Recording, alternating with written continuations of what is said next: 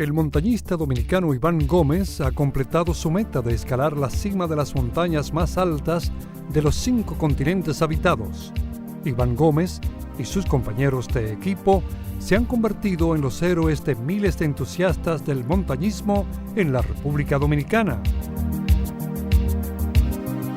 A su regreso de escalar el monte Cartens, la montaña más alta de Oceanía, la quinta y última cima del desafío, todavía recuerda cuando aún adolescente subió el Pico Duarte, el de mayor altura en la República Dominicana. Y ahí, como yo digo, me picó la abejita del montañismo. La verdad que aprendí a amar la naturaleza, las actividades al aire libre. Me gustó estar en la cima, estar arriba. El ascenso al Duarte lo ha repetido más de 60 veces. Luego de lograr el desafío 10 en 10, que consistía en subir los 10 picos más altos de República Dominicana en solo 10 días, Iván Gómez y un grupo de amigos se plantearon subir los 5 más altos del planeta. En el 2005 comenzaron con el Kilimanjaro en África. Al año siguiente lo lograron con el Aconcagua en Sudamérica. En el 2007 dominaron el monte Elbrus, el más alto de Europa, y en el 2011 asombraron al mundo al poner la bandera dominicana en el monte Everest, el más alto del planeta. Más de 10.000 personas han intentado escalar el Everest, solo 3.400 lo han logrado, muriendo en el intento 216 montañistas. Solamente faltaba el monte Cartens, en la isla de Papúa, la más alta del continente oceánico.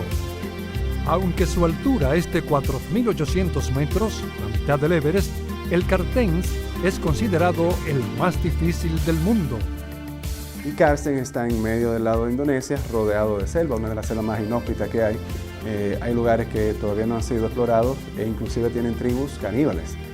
Y entonces el gobierno, por problemas políticos, hay guerrillas también que quieren independencia, cerró la montaña y la volvió a abrir en el 2006, entonces dan unos permisos específicos en cierta temporada del año. Entonces los que estamos interesados nos ponemos de acuerdo de hacer el mundo entero y con la logística, el soporte logística local, atacamos la montaña.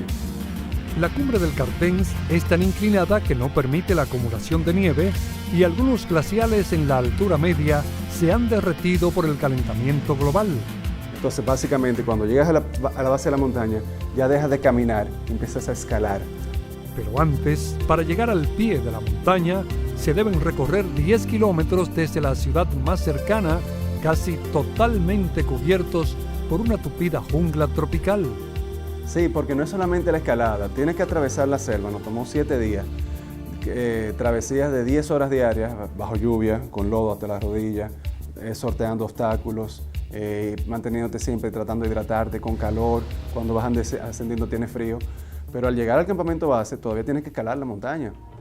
La zona que rodea el Cartens lleva en guerra más de 50 años y es dominada por guerrillas separatistas que luchan contra el gobierno indonesio.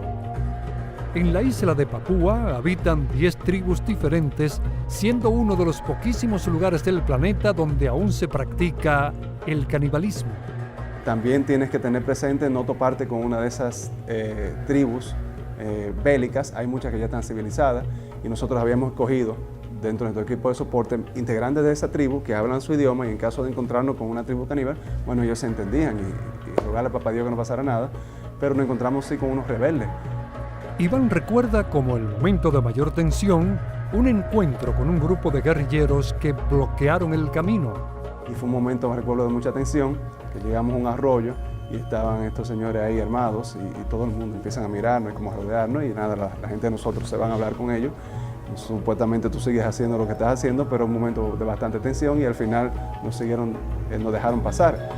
La convivencia con los guías autóctonos de la zona, los que viven totalmente desnudos, con excepción de su parte íntima, el que cubren con la corteza de un fruto seco, generó momentos de humor cuando un guía perdió ese atributo y quedó 100% desnudo. Que uno de ellos estaba cruzando un río y se le fue como el estuche y él no quería salir del río porque él se sentía desnudo. Pero lo único que había perdido era ese tubo. Él como quiera antes del río estaba desnudo, pero esas son sus creencias. Entonces tú simplemente tienes que adaptarte a eso, no parecer sorprendido, no hacerlos sentir a ellos mal y ser parte de la cultura. La expedición estuvo a punto de fracasar cuando tuvieron que devolverse para salvarle la vida a la única mujer del grupo, la cual sufrió una grave lesión que casi le cuesta la vida. Era como el cauce de un río, pero estaba alto. Estábamos básicamente cruzando de una montaña a otra y una cascada del río pasaba por ahí. Era un tronco muy resbaloso, obviamente sin protección, y cruzamos todos, ella era una de las últimas, y resbaló. Entonces el problema fue que cuando iba cayendo, antes de caer el agua, se le golpeó la cabeza con una roca. Afortunadamente el golpe no le hizo perder el conocimiento, de lo contrario, se hubiese ahogado en las rápidas aguas y pudo ser sacada en parejuela hasta el campamento base y en avioneta llevada hasta un hospital en la ciudad. Una vez al pie de la montaña, el ascenso toma solo un día, pero en ese momento ya Iván había perdido más de 12 libras de peso. Y la verdad que fue la sorpresa de todos los continentes. Inclusive los que llegamos a la cima, al final tuvimos de acuerdo que fue mucho más difícil que el Kilimanjaro en África y que el Elbrus inclusive.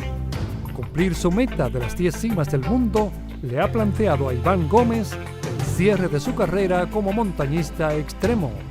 Ya son muchos años de mi vida escalando montaña y entiendo que no hace sentido seguir poniendo la vida en riesgo cuando ya tienes familia, tienes empresas y hay personas que ya me necesitan.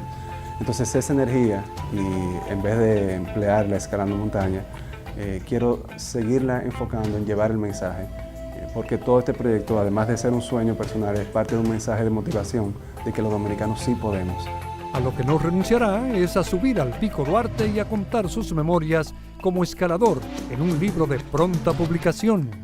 Lamentablemente, las banderas que se ponen en las cumbres más altas no permanecen por la nieve y el viento. Pero la imagen de la bandera dominicana en las 5 cimas del mundo perdurará en la memoria de millones y millones de dominicanos.